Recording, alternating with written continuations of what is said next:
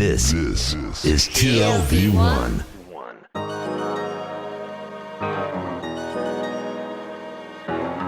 The Tel Aviv Review. Hello and welcome to the Tel Aviv Review, a program dedicated to books and ideas in Israel, not necessarily in this order.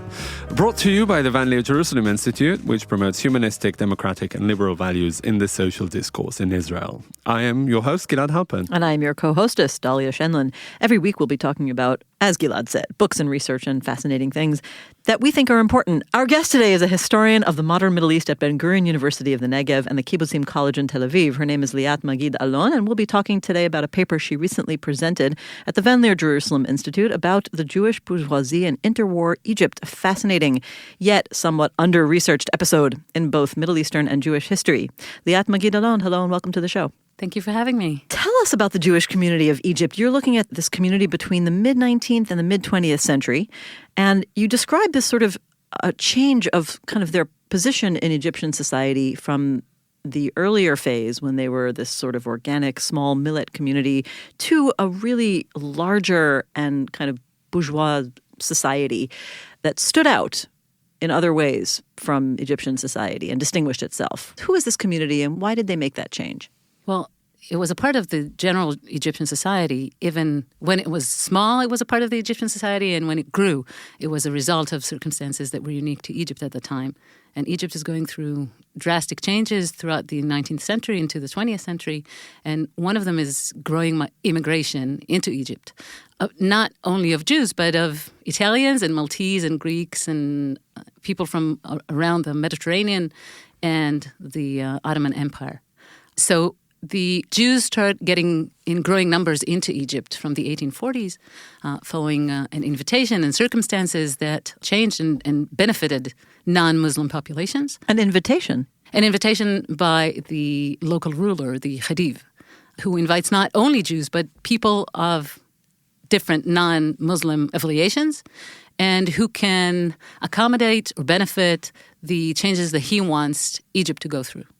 And so the numbers are growing, and if in 1848 there are about 5,000 rabbinic Jews, and maybe we'll say something about that later on, then in 1948 the estimations are between 80 and 100,000 Jews. So that's not natural increase. That's mainly due to immigration. And where do they come from, the Jews now? There's a myth that says that there were a lot of Ashkenazi Jews in Egypt.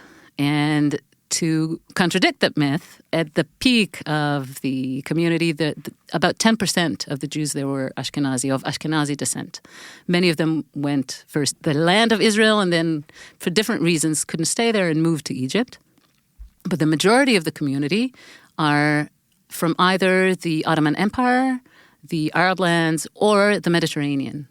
Mostly Greeks, Italians. Again, like the other communities. I was going to say, because there are lots of Greeks who moved to Egypt to begin with. Right. And among them, a lot of Jewish Greeks. Yeah, it's just and like they gravitated to Jewish society. In other words, if there were Greeks in general, including Greek Jews who moved to Egypt, the Jews among them gravitated to the Jewish communities? I can't answer for every single Greek family? Yes, yes. But in fact, the community grew and the institutions the community had and the activities it had grew in numbers and in scope, in scale. And how did this change their sociology, sort of who they were? I think it changed drastically because the Jews who were in Egypt in the mid-19th century were mostly people who lived there for quite a long time, were part of the Muslim Arab culture, and were integrated into the general society. There was a small elite of very rich families, and the rest of the community was rather either poor or living at subsistence level. After the migration, a lot of the Jews came in search of a better life, of better economic circumstances. And they emphasized secular education, the adoption of French, and on top of that, the adoption of sociocultural practices and norms that were associated with modernity, with Europe, with Europeanism. And so, first of all, it turned from being a local community into a community of immigrants. That was one of the main characteristics. I think I won't say unique, but it's specific to Egypt. In the Middle East, you mean? Yes. As opposed to other to communities. America? No, as opposed to, for, let's say, the community in Iraq that was much... Indigenous. Yes, much larger and much more rooted in Iraq and in other places. Right. I wanted to ask you about the emergence of the bourgeoisie and also how do you define it? Is it really, a westernized sort of outlook, style of, living? And the bourgeois that you're looking at, what proportion of the larger Jewish community did they make up? Okay. So the second question is actually easier or simpler to answer because, again, it's according to estimations. There's not a lot of research, but the research that exists, according to it, there was about 15% of the community that was elite, considered the elite of the community, about 20% that were the poor, the ones who really needed social benefits and social and economic assistance from the community. And the rest would fall into what I would categorize as bourgeoisie. And that is less of an economic definition and more of a sociocultural one. Because of the low cost of living in Egypt, you could be sometimes even a daily worker in a family with one salary, and you would still be able to go to the cinema and go to cafe houses, and your kids would go to school. And learn what language? Exactly. And to school that teaches in French or teaches French history and culture and sociology and what have you. And even have housemaids, girls and boys who would come mostly from poorer family, Egyptian Muslim families, oftentimes from the villages, rural population, that was sent by the families who couldn't afford to feed them. And in exchange for food and place to sleep would help with domestic works in the house. And what distinguished them from the non-Jewish bourgeoisie in Egypt? For you as a researcher, and also in their view, how did they perceive themselves as different, if at all? There's a group within the Egyptian population, which is far larger than the Jewish one, that resembles the Jewish bourgeoisie in practices. It's called the Effendia. And those were the Muslim Egyptian ones, and they often, too, spoke in French and went to school, specific schools, and had, worked in specific occupations. Which is pretty much the equivalent of the landed gentry, right, in Europe? To some extent. A lot of them came from families of the landed gentry. Some of them, again, because of the changes in circumstances in Egypt and the need in comparator agency or intermediaries. So a lot of the non-Muslims fitted into that, but a lot of the Muslims, the Egyptian Muslims, also could fit into that, dependent on your skills. If you acquired the necessary skills, primarily language, but not only that. If you had the attire, if you dressed properly, if you had a family of a certain type, or at least the facade of a family of a certain type. And in those things, a lot of the time, things were similar. And here I base myself on the life stories of the interviewees, of those part of the Jewish person. We should say that your work encompassed both archival work and actually speaking to those people of the later stage, those who were born in the interwar period and afterwards, who were still alive when you were conducting that research, and I'm assuming that many of them have died since because they were pretty old. Well, let's say about half, I think. I have a total of about 70 interviews. Some of the interviews are interviews that are kept at the Division for Oral History in Jerusalem at the Hebrew, and I received copies of those, and I used them for the research as part of a total number of 70 interviews. With the rest of them were people that I met with, and they told me their life stories. The minority of those were people in the 90s, and some of them already died, sadly. And how did you find them? How did you locate these people? I mean, there aren't that many, it's you'd have to use your own networks. Well, first of all, there are quite a lot of them. It's a bit like Israelis abroad. When you start looking for them, they're find everywhere. A lot of, yes, they're everywhere. I used my own network because part of my family, the dominant side of my family, came from Cairo, so I could use some of their connections. But a lot of them, because I wanted as random pick of interviewees as possible. So I try to find them in different places. I approached Levana Zamir, the Association of Egyptian Jews in Israel, and other people abroad. And also, to be honest, there's a certain Egyptian Arabic Dialect, exactly. And because I know it from home, I also can recognize it. I didn't realize how well I could recognize it. But then I found them. I sat waiting for a doctor, and there was a lady talking to her daughter, and I heard her, and I said, "Oh, you're Egyptian. Can I talk So to you?" you accosted people on the street speaking this dialect. On Okay, the fair street, enough. in the market. That's what one That's has a to very do. Israeli research method, Yes, I would say. it is. So I would say one of the interesting things that comes out of reading those very rich quotes that you have in your paper is how these people perceive themselves culturally to be different and in many ways superior to the Arab society around them. Can you talk about that? Yeah, for sure. I think the first thing we have to say is that the perception, the imagery, the construction, the appropriation of the Jewish image that the interviews had, you can't understand it if you take it out of the context of modernity and of the colonial discourse. It's truly a part of that because there was this hierarchy of modern versus traditional, of enlightened versus backwarded. And the Jewish community in Egypt wanted to find a place for itself on those axes. And it was better for them for a variety of reasons, financial, cultural, social reasons, to be associated with the modern public, the modern groups of population. And as they were a community of immigrants and they didn't have a lot in common otherwise, apart from their Jewishness and their cultural affiliation, that became an important factor of who they were. And let's call this what it is. When you say to be associated with the enlightened or elite, what we're really talking about is with the Europeans. Yes, with the Europeans.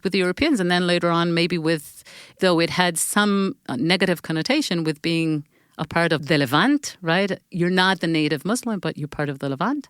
And for sure, it's part of that language. A big part of your research focuses on what it's done to the family and to gender perceptions within the family and not so much the macro structure of society, but the micro one. What can you tell us about? Is the family necessarily micro? When you're talking about society and about humans and about kinship, is that really a discussion at the micro level or at the macro level? No, but about the individual experiences of these people with the individuals around them rather than, more broader notions Not of political history, Yeah, that's right. what we'll get to that in a second if you have anything to say.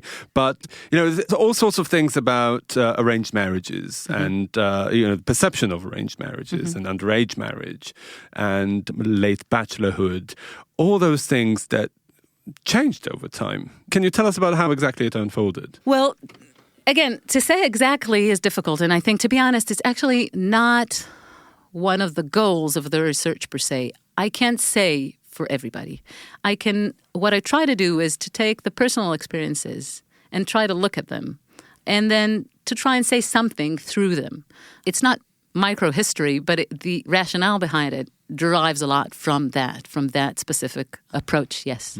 First of all, I think that it changed the family less than what we often assume.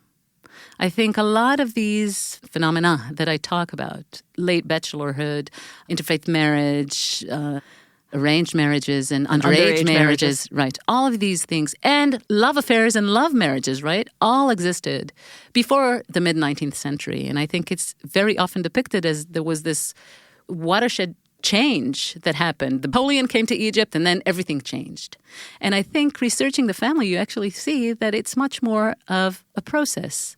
Some of it is of change and in parts it's a process that has a lot of continued social attitudes, phenomena, and approaches to life. And the family, when you research the family, you see that it's one of the most important social mechanisms that allowed people to deal with those macro changes, with the change of the economy, with the change of discourse, more even the norms, the change of discourse, and the change of expectations. But wouldn't there have been a great contrast between Cairo and, like you said, those rural areas? I mean, we're talking about traditional societies in the rural areas of Egypt versus Cairo, which traditionally was really a cosmopolitan city, massive teeming city full of people from all over the Levant and Europe. I mean, maybe that's also the difference we're talking about in terms of these different kinds of marriages and love marriages and changes in the family structure. So let me add to that and asking you perhaps a methodological question that by focusing on the Jews who were largely urban,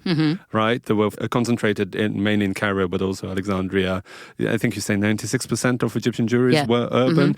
So is this really a good segue into studying the emergence of the modern urban society in Egypt, more broadly?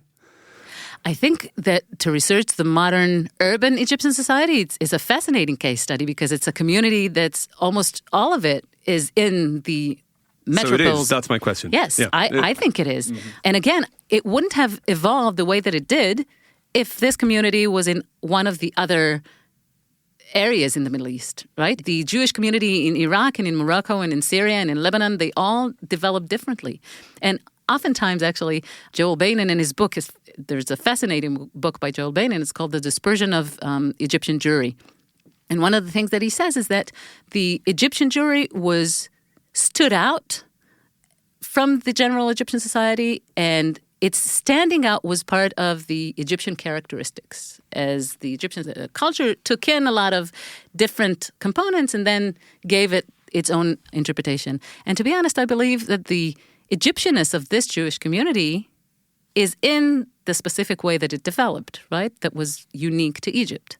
Now, I do think that it's an interesting case study because this is such an urban community. I can't say a lot about the differences with the rural because there weren't very many. Yes, because I don't think there were, I can't say any at all, but even outside of Egypt and Cairo, it gets harder and harder to find Jews as time passes. I mean, I guess really my question is their Jewishness seems almost incidental. This seems much more like a story of modernization, urbanization under colonial, the waning of colonial power or the heyday and then waning. Mm-hmm. To what extent is this really a Jewish story or just the story of history of Egypt in its modernizing phase? It's so interesting that it always keeps coming up in every conversation that I have. One of the questions that people are interested in is, so what is Jewish about them? Yeah, I mean, especially because you focus on the genderized aspects of these. I mean, these gender dynamics, to my mind, characterize the change in Western sociology. I mean, and to the extent that this influences also colonial societies that were run by colonial administrations. I mean, the different where women can go and can't go, what language, how they're educated, and where they learn. Is that uniquely Jewish, or is it? To some extent, what we saw is that it's actually the where women could go and couldn't go. Their choices actually somewhat narrowed with modernization, right? Sure, but is that Jewish or is that just how things were progressing in Egypt? Let's address the in Jewish Cairo. thing. Let's talk about the Jewishness. Yes, Let's talk about the Jewishness. Of course, we can't compare those two communities, but right, it's almost like you would ask, so what is Jewish about the American Jewish experience today? Good point. Yeah. So it's a Jewish community. All of the interviewees define themselves as Jews, and it was important to them, whether they were religious or not religious, and most of them were not religious, at least not in the way that we perceive being religious and secular today, right? But all of them describe themselves as part of a Jewish community and of a Jewish culture, and it was important to them. I think part of the things that makes this a Jewish experience was the extreme in which these people lived. This was an urban community, a community with a very big portion of it being members of the same ideology, the same imagery, the same perception, rather narrow margins, and a short-lived community, right? They had about 100 years of living in Egypt in that sort of a community. And so I think it crystallizes their experience. All of these characteristics crystallize their experience. I don't know if it's unique, right? There are many comparisons. That's actually what I want to do in my next research. I want to take the Egyptian community and compare the Egyptian bourgeoisie and compare it with other bourgeoisies in the Ottoman Empire, in Iraq, in Syria, and then try and see if there was something that was Jewish in their experience. If there were Jews, all of them were Jewish and defined themselves as such, what were the differences? And if so, where did they come from? I guess I just think it would be just as interesting to look at the sociological processes that you're following in these stories of the Jewish Cairo community and compare them to other bourgeois societies in Cairo at the time and see if they were going through similar processes. For sure. There were a lot of processes. I don't know if they were similar, but they were going through them, whether they were Jewish or non-Jewish. Yeah, right? They were immersed probably in the same kind of processes in the same community. So now this is perhaps a good opportunity to talk about the macro a bit, about how they perceived and reacted to, you said earlier, you mentioned religion, secularism. I mean, this is, of course, secularization is, part and parcel of westernization and opening up and modernization. Westernized discourse, I think, more than perhaps concrete modernization. Perhaps, but also other things that were prevalent in Egypt at the time, the emerging Egyptian nationalism and patriotism.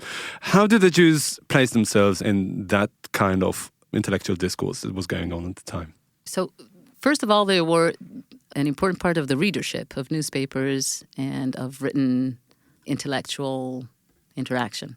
They were involved to the extent that they knew what was going on. They read the newspapers. They were vigilant newspaper readers.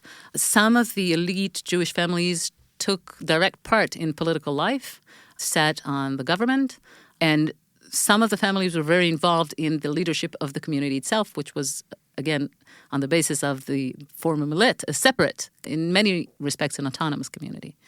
Having said that, again, another stereotype that is relevant to the Jewish community in Egypt is that there were, again, these spoiled bourgeois youngsters who wanted to enjoy life and didn't really get involved either in Egyptian politics or in Zionism. When I was reading your paper, I have to confess that I thought of them as Egyptian Japs. I just have to get that out To there. some extent, I think, to some extent, for sure. I think that's also what made it easier for them when they immigrated to Israel. I'm not talking about other places, but many of them had a lot of self-assuredness and didn't have to fight as hard for a place in Israeli society. They were fluent in many languages. A lot of them already worked in banks and in factories and in administration. Okay, so you preempted my next question, which I didn't think I answered, actually. No, which is, were they spared the Mizrahi fate of many Jews coming from Arab and Middle Eastern countries into Israel? And of course, we know about the great divide between the Ashkenazi sort of elite and the Mizrahi underclass. There was, of course, a lot written about that. Were the Egyptians outliers? Okay. A lot of the questions are like these big questions that I feel I have to be the representative. We don't deal in trivial questions here. Well, my daughters keep on asking me that question. Yeah. So we can offer her a co-hosting spot. Or an answer to get me off the hook. Maybe. I can't give you a full and direct answer to that. I can answer for my family. I want to hear about your family. All right. So I never grew up. Interrupter. I had a very big Egyptian family, and all of them lived very nearby. Like, I grew up with aunts and uncles and great aunts and uncles and many, many cousins. And I don't remember growing up anybody talking about discrimination or feeling shorthanded or anything like that. I know that there was a drastic decline in their financial status after their immigration. And for sure, there were things that they could have achieved had circumstances been different. I do know that my grandfather used to listen to Egyptian singers, but only on Fridays at 2:00 in the afternoon when the door was closed, because usually it was open. But on Fridays between 2 and 4, the door was closed and everybody was asleep. And he could, in the confines of his own home, listen to music in Arabic. But we did listen, like the news that they listened to were mostly the news that came on at 7:00, the Arabic language news, and the Arabic movie every Friday, and the food was Egyptian much more than in many other families. So I can't answer for all of them. I do know, talking to as many people as I have, that most of them describe their integration into Israeli society in positive terms. Okay, so let me ask a more scientific question. Perhaps you've already answered it, and if you have, say so. Were they able to replicate those customs and structures that emerged in Egypt in that critical period that you described after the destruction of the Egyptian Jewish community? It came in two phases, one in 1948 and then almost entirely in 1956 after the Suez crisis. And then many of them came to Israel. So were they able to maintain some sort of the same kind of lifestyle that they did before? Again, my personal family and some of the families in this research have. I haven't researched the Jewish Egyptian community in Israel, so it's harder for me to say. Right. And I don't think I encountered any specific research on that community. Maybe it's an idea for another research. Mm-hmm. Yes, for another paper. But it really depended. The immigration out of Egypt, while most often it wasn't deportation, but it was traumatic. And it split families across continents. So it would be hard to say that they could maintain the same sort of lifestyle, not to mention the fact that the 1930s and 40s for the Jews of Egypt were great financially and socially. And in Israel in the 1950s, it was the period of the tzena, like The austerity. Yeah. austerity. Yeah. Well, I mean, this raises the question of whether any immigrant community can ever completely recreate the life of the old country and the new country. So, Right. And especially in this context when the general message was get assimilated as fast as possible. Well, I mean, apropos that, I want to go back to what I think to me was the really outstanding question raised by your research, which is this divide between these sort of, again, the more elite-seeking members of the Egyptian Jewish community and the bourgeois and this kind of younger materialist generation who were very comfortable in life and cleaved, tried to get close to the European colonialist sort of values and education. To my mind, that seems very reflective of exactly the divide Gilad was talking about inside Israel. The Ashkenazi-Mizrahi divide, the sense that the European culture is superior to Middle Eastern culture. And you even talk about how some of the Egyptian Jews you interviewed looked down on the Syrian Jews because they were too Arab. We always think of these things as emerging from some of the sort of elements in the Zionist project, that they were so European. But what your research made me question is maybe some of this division and this sense of the superiority complex, so to speak, of the Europeans had already influenced Middle Eastern Jews themselves who came to Israel. I think we can, again, Zionism, I don't know if I want to say this because I'm going to have so many ricochets. Oh, say it. But Zionism also develops when you look at the world at the time, it's a colonial context, right? And you can't really disassociate it. It's different agendas, it's different goals, it's different even moral objectives, but that's the context. And, we can understand Ashkenazi and Mizrahi, the strife, the disconnect, in terms that are similar to that. But maybe I'm saying this immigration actually even reinforced it, despite themselves being viewed by Israeli society as Mizrahi. I think they not being viewed as Mizrahi, as opposed to Moroccan and maybe Iraqi and Well, that's others. an interesting distinction, because I think in Israeli society there's a mishmash of everybody from the Middle East is viewed as Mizrahi, but then there's also an internal hierarchy within being Mizrahi. Right, but you know what? Very often if you talk to people, Israelis, like in their 70s and 80s, they would tell you, oh yes, but the Egyptians were the Ashkenazi of the Middle East. Right. And the Iraqis feel that way too. Right? Yeah. Certain parts of the Iraqi community. Yeah, but again, it's also, the bourgeoisie distinction within those communities. Right, but I think within the Iraqi community, the portion that were not considered bourgeois was much larger. And so in the case of Egypt, this bourgeois imagery sort of painted the whole picture. Yeah. All right, we'll have to wrap up here. Liat Alon Maggid, thank you very much for coming in today and talking to us about the Jewish Egyptian bourgeoisie, especially in the interwar period, but also before and after. Thank you for having me. And also big thanks to Gizem Ozdemir, our sound engineer, to Itai Shelem, our producer, and to the Leer Institute for their generous support. We would also like to thank Peter Frey and Carrie Shapiro and the Remey Foundation, who made a very generous contribution to the Tel Aviv Review. And now you too have a great opportunity, a tremendous opportunity, to help us survive. Go to our website, that's tlv1.fm/Tel Aviv Review, and donate to our Patreon campaign. You'll be part of our quest for learning and knowledge and many other things. And you also get bonus segments, book discounts, and other perks. Many thanks to those who already are supporting us. In the meantime, don't forget to check out our archives. There are over 400 interviews to keep you busy, entertained, and hopefully annoyed. Please like us on Facebook. We are called the Tel Aviv Review Ideas from Israel, and follow both me and Gilad on Twitter. Join us again next week for another edition of the Tel Aviv Review. And until then, goodbye.